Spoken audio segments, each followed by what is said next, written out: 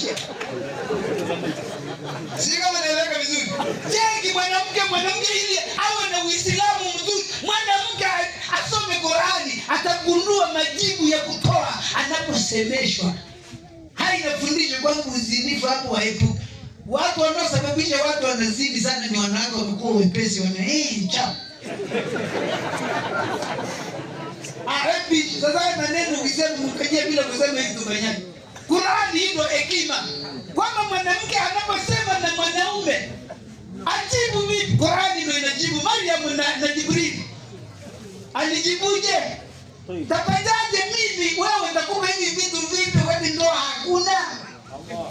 Halafu ndoa za sasa hivi wanaachana ikiwa nasubiri Alhaji Kiosi anipe lakini ameenda kuchukua. Sasa Alhaji Harun wewe unamzidi Kiosi. Wewe unakuruza mayai wala kitu na hizo mema. Halafu shukuru ukifa leo utakufa salama. Wala ungekufa hujaenda nje ungekufa vibaya.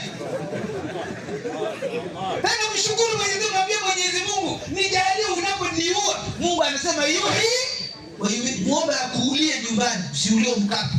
Pale kwa mkapa ndio kafia ukaa. Yaani kama Alhaji ananipa laki, wewe inabidi unipe $500,000. Mesho nielewa. Hiyo laki inakuja hapa imeng'ang'aniwa hiyo.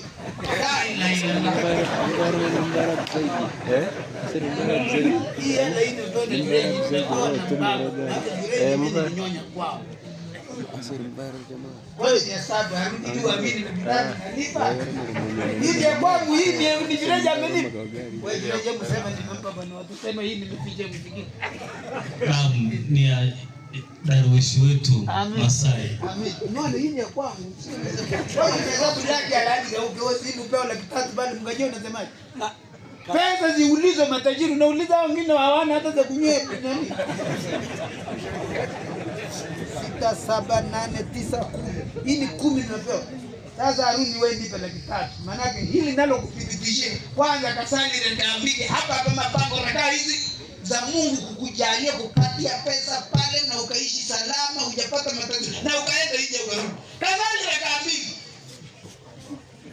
Hakuna atakaye kufundisha hivi mimi ndio nimekuwa wewe kukaa na pesa ni gharama, elimu haina shida.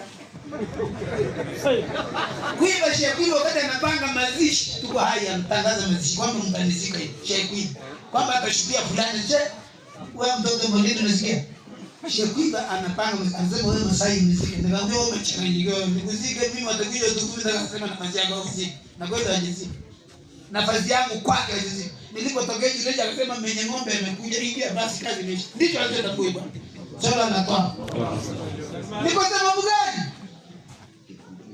Naam, hakuna mlume wewe hivyo ndio umekamata. Wallahi takbir. Allahu akbar. Takbir. Allahu akbar. Wallahi amesema hii hesabu